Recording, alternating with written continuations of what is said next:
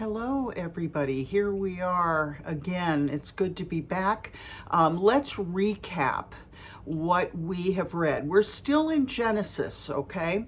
So, if you remember, in the beginning, the earth had neither form nor void, and God put it all together, spoke it all into existence, and then he placed man in the middle of the garden he had created for him and added woman to him. And they fell by disobeying the one command God asked them to obey, and that was, please don't eat from that tree, which was the tree of the knowledge of good and evil.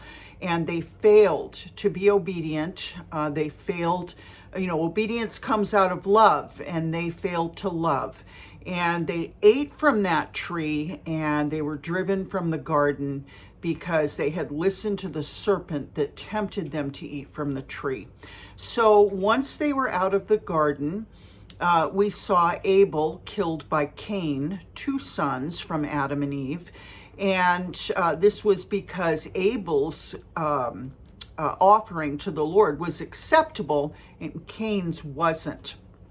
So Cain, through jealousy, killed Abel. Okay, and then we go on and we see that man just got more and more wicked, that fallen angels were mating with the daughters of men that were very fair to them and creating monsters, and everything was so ruined, and DNA was getting changed. Everything was so screwed up that the Lord put an end to it with a flood. But before he did that, he chose Noah and Noah's family to escape because they were seen as, Noah was found righteous in the Lord's eyes.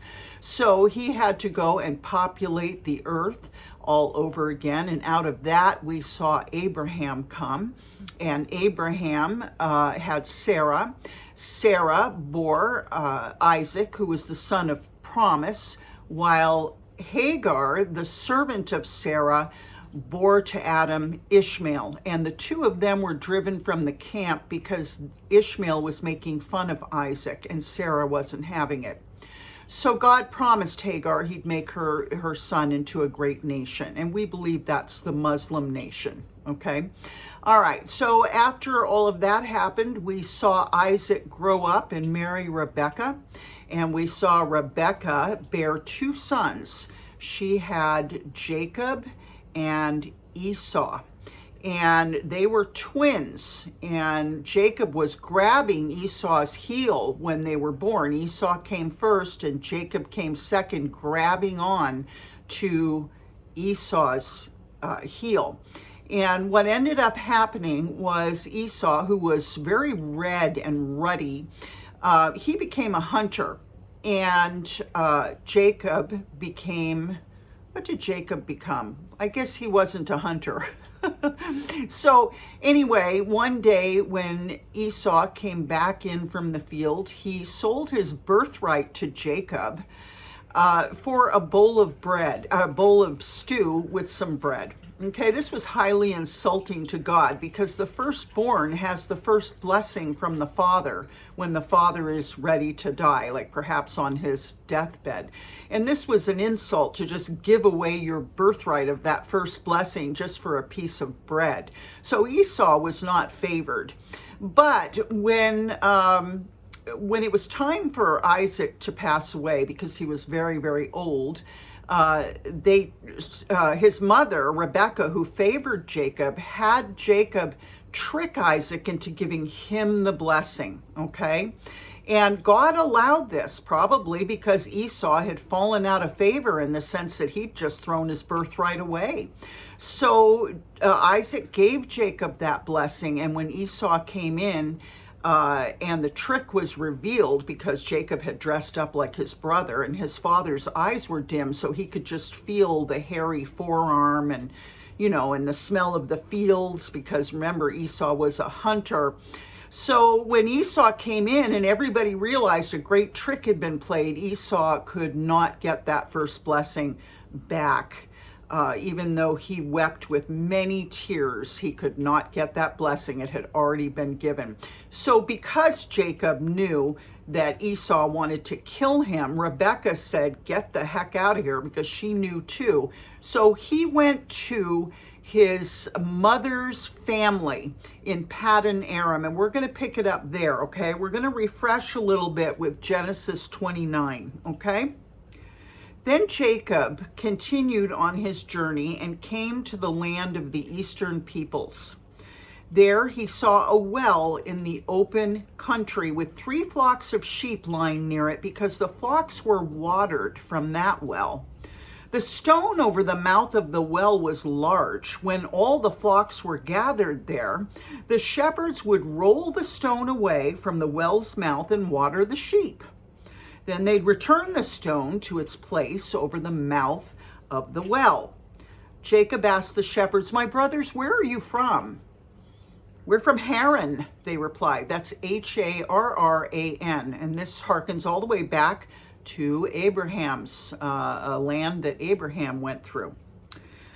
He said to them, do you know Laban, Nahor's grandson? Yes, we know him, they answered. Then Jacob asked them, is he well? Yes, he is, they said. And here comes his daughter Rachel with the sheep. Look, he said, the sun is still high. It's not time for the flocks to be gathered. Water the sheep and take them back to pasture. We can't, they replied, until all the flocks are gathered and the stone has been rolled away from the mouth of the well. Then we will water the sheep. While he was still talking with them, Rachel came with her father's sheep, for she was a shepherd. When Jacob saw Rachel, daughter of his uncle Laban, and Laban's sheep, he went over and rolled the stone away from the mouth of the well and watered his uncle's sheep. Then Jacob kissed Rachel and began to weep aloud. That must have been some kiss. He had told Rachel that he was a relative of her father and a son of Rebekah. So she ran and told her father. Okay, now we've already read this, so we know that what happens is Jacob agrees with Laban to work for him for 7 years. And at the end of 7 years, Rachel will become his wife. That will be his reward, okay? What happened is at the end of 7 years, Laban snuck his oldest daughter, Leah, into the marriage bed.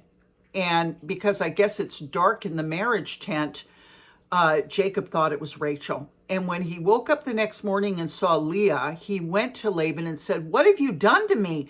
And Laban said, look, we don't ever, marry off the younger before the older. So take the older, finish out her marriage week, and when that's through, I'll give you Rachel too, but you're going to have to work another 7 years for Rachel. And so that's what happened, okay? So then we go to Genesis 30. Actually, I'm going to finish up with Genesis 29. I'm going to go down to the end. When the Lord saw that Leah was not loved, because after her marriage week, Jacob was able to take Rachel, and Rachel he madly loved, okay? When the Lord saw that Leah was not loved, he enabled her to conceive, but Rachel remained childless. Leah became pregnant and gave birth to a son. She named him Reuben, for she said, it's because the Lord has seen my misery. Surely my husband will love me now. She conceived again, and when she gave birth to a son, she said, because the Lord heard that I am not loved, he gave me this one too. So she named him Simeon. Again, she conceived, and when she gave birth to a son, she said, now at last my husband will become attached to me, because I've borne him 3 sons. So he was named Levi. She conceived again, and when she gave birth to a son, she said, this time I will praise the Lord. So she named him Judah. Then she stopped having children. Now, Judah is the line that Jesus comes out of, okay? So Leah was very important. Unfortunately, she wasn't loved, and I want to go back, and I've told you this a couple times before, but I want to go back here where she says, now at last my husband will become attached to me because I've borne him 3 sons. Ladies, it doesn't work to have children to pin a man to your belt. It doesn't work, okay? And it didn't work here either. Jacob didn't love Leah anymore because she'd borne him those sons, okay? So let's go to Genesis 30 now. When Rachel saw that she was not bearing Jacob any children, she became jealous of her sister. So she said to Jacob, give me children or I'll die. Jacob became angry with her and said, am I in the place of God who has kept you from having children?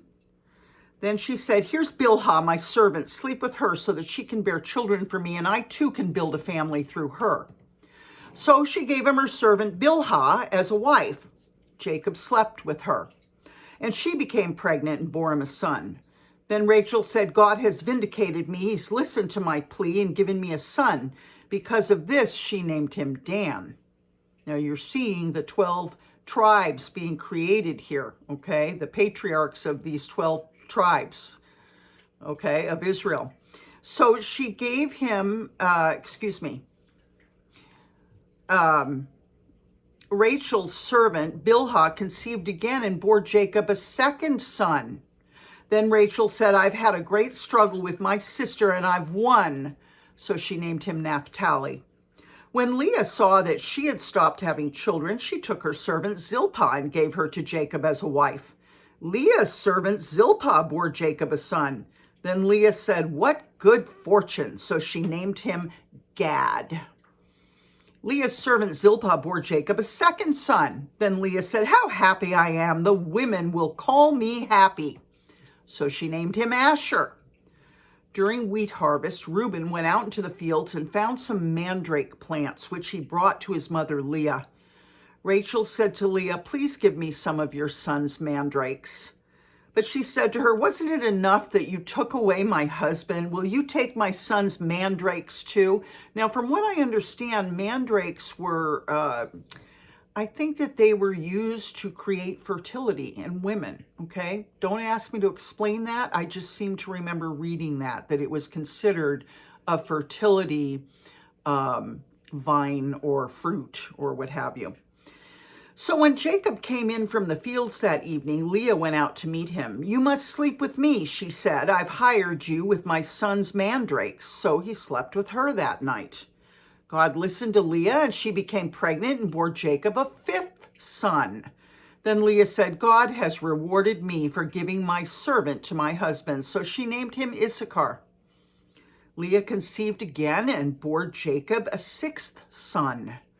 Then Leah said, God's presented me with a precious gift. This time my husband will treat me with honor because I've borne him 6 sons.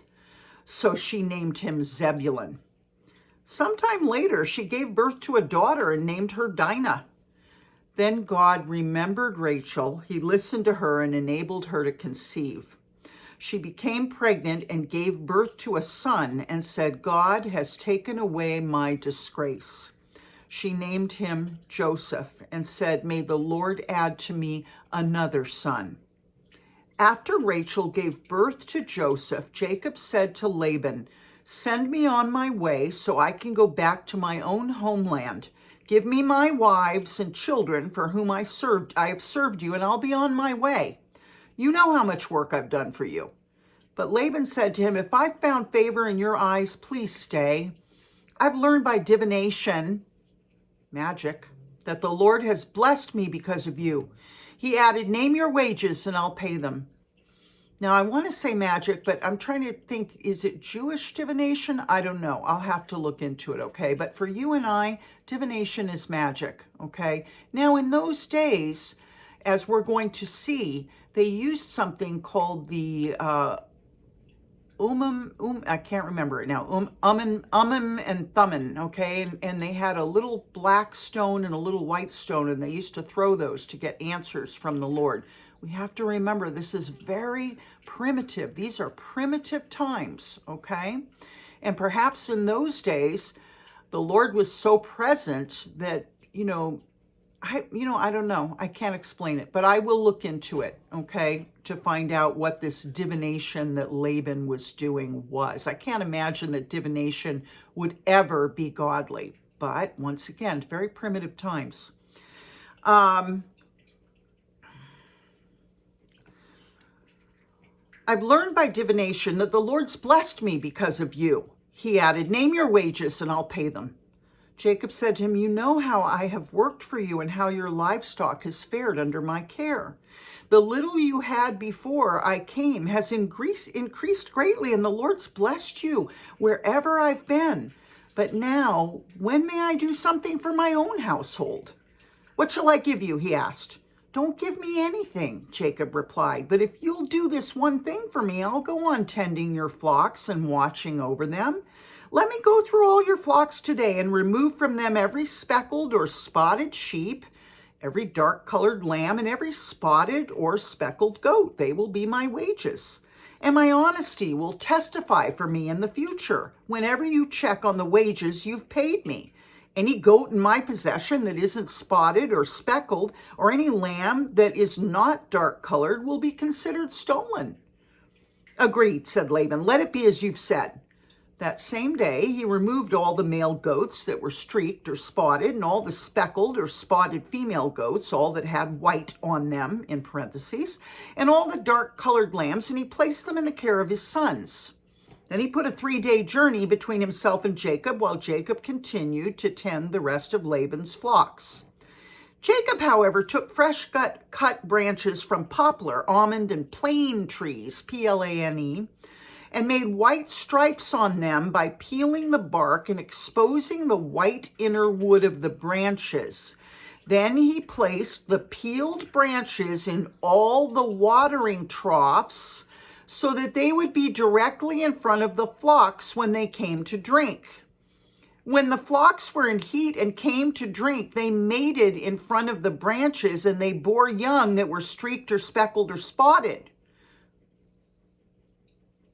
Jacob set apart the young of the flock by themselves, but made the rest face the streaked and dark-colored animals that belonged to Laban. Thus he made separate flocks for himself and did not put them with Laban's animals. Whenever the stronger females were in heat, Jacob would place the branches in the troughs in front of the animals so they'd mate near the branches. But if the animals were weak, he would not place them there.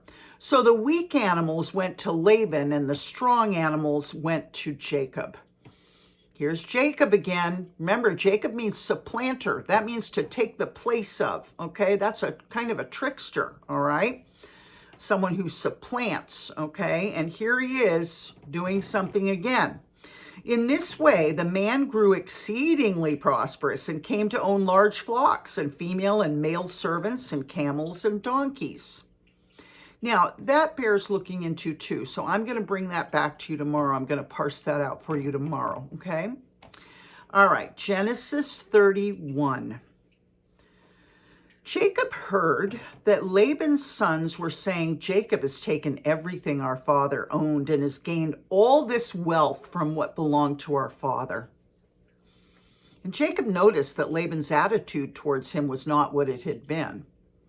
Then the Lord said to Jacob, go back to the land of your fathers and to your relatives, and I'll be with you. So Jacob sent word to Rachel and Leah to come out to the fields where his flocks were. He said to them, I see that your father's attitude towards me is not what it was before.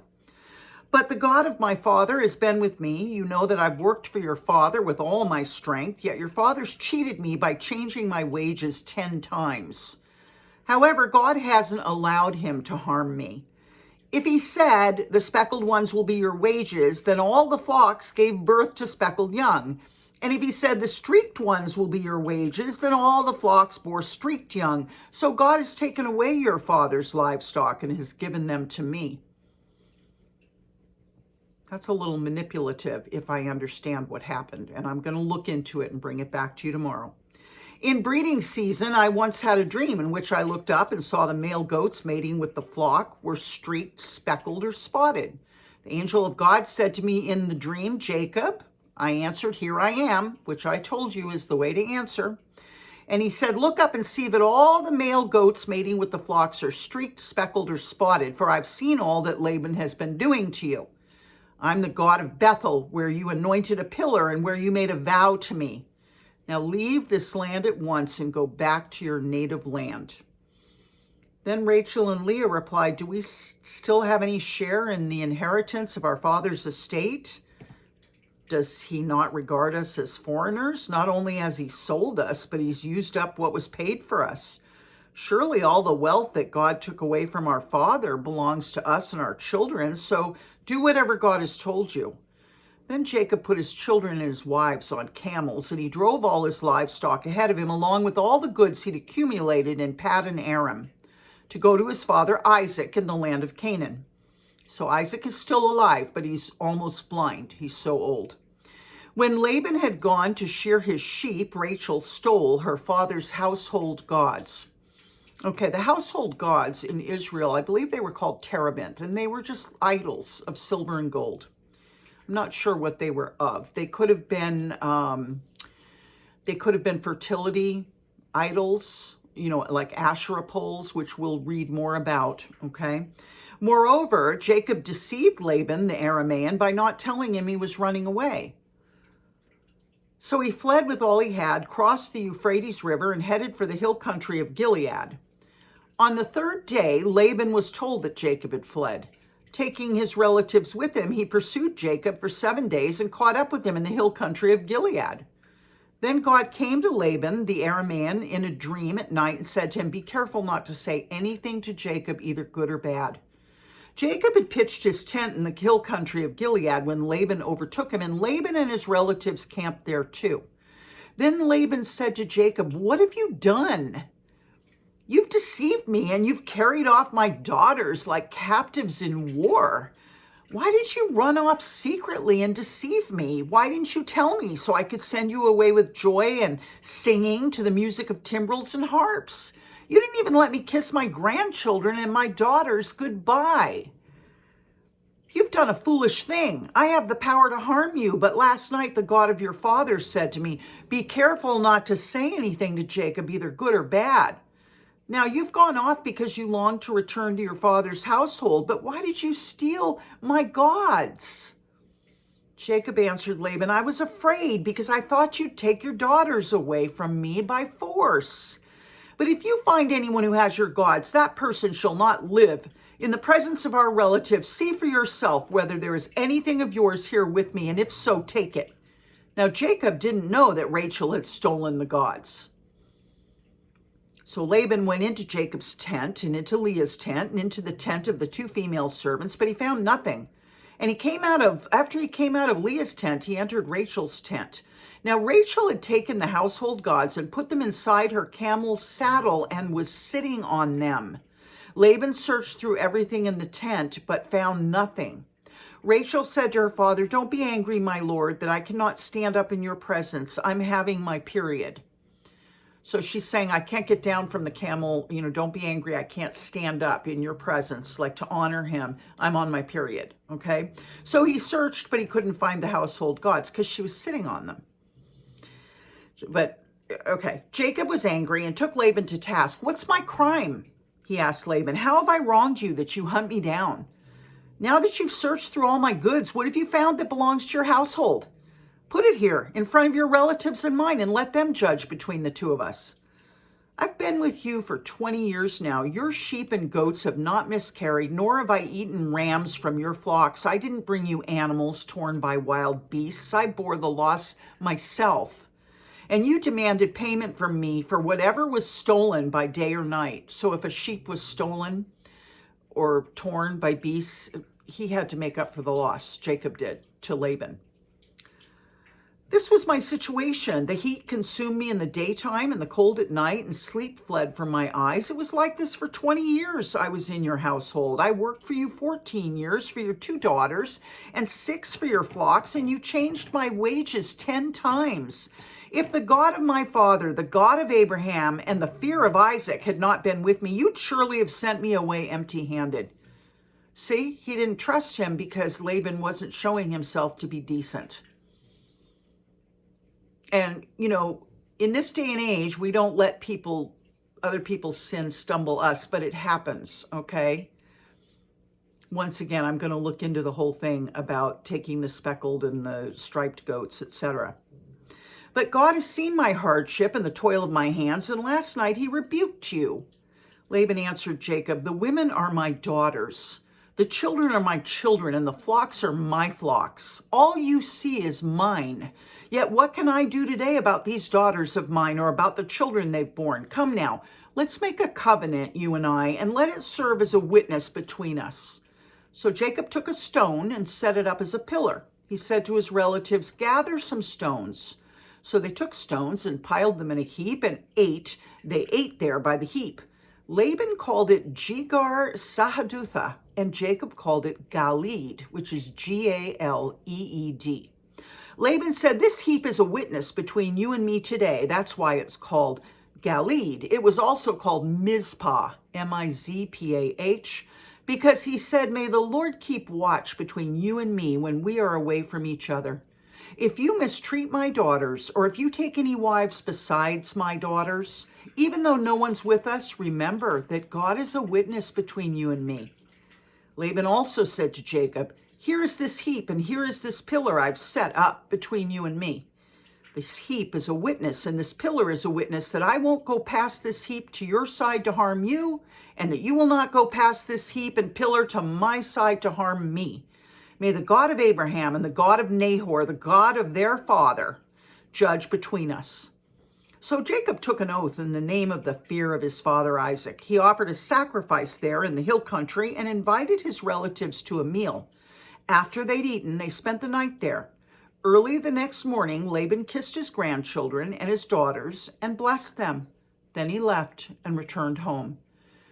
Wow. That was a long 20 years he spent with Laban for flocks and daughters and the children he got, but he escaped, okay? And he didn't trust Laban because he kept changing his wages. So he thought, well, I got to manipulate this so I can get the heck out of here. I'm going to look into the thing with the, putting the stripped boughs in the troughs. I'm going to also look up mandrakes. I believe for sure they're a fertility thing.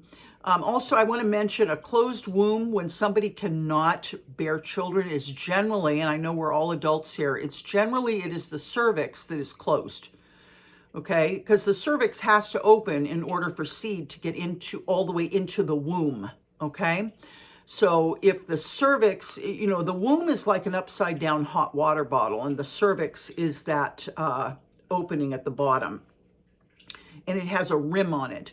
If that is closed, then that's a closed womb, okay? So I'm going to assume it was, when it says her womb was closed, that it means the cervix was closed. It was not open enough for them to permit seed to come in and fertilize eggs, okay?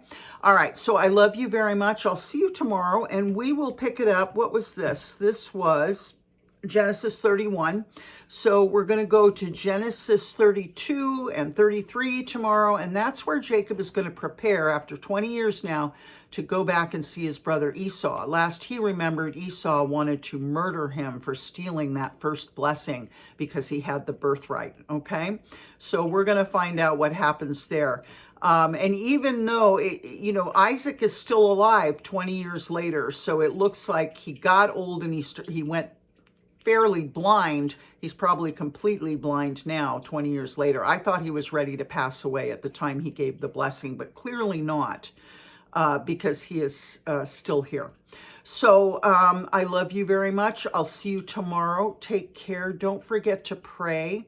I'm happy to be back. All of the angst, the anger at the Lord is gone and over. Isn't it wonderful that we have a God that we can be real with? And that's because of Jesus Christ, okay? Let's not forget the sanctity of the Lord, okay? And one thing the Catholic Church has, they've remembered in their buildings the sanctity and holiness of the Lord. When you walk into a Catholic church, you are greeted by that quiet beauty, okay? Now, other than that, I'm not into the Catholic Church.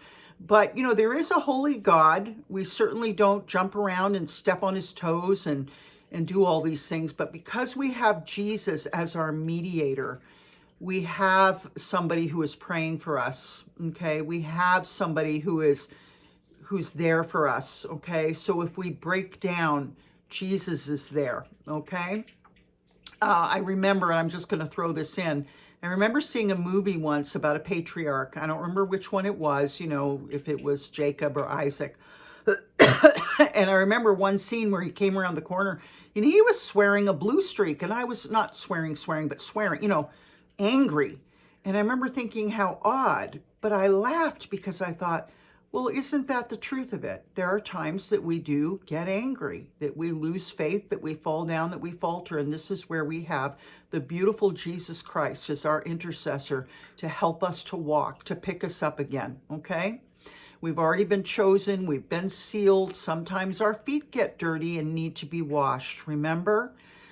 We don't need a full bath because we're already part of God. But sometimes our feet get dirty and they need to be washed. I love you very much. I will see you tomorrow. Good night.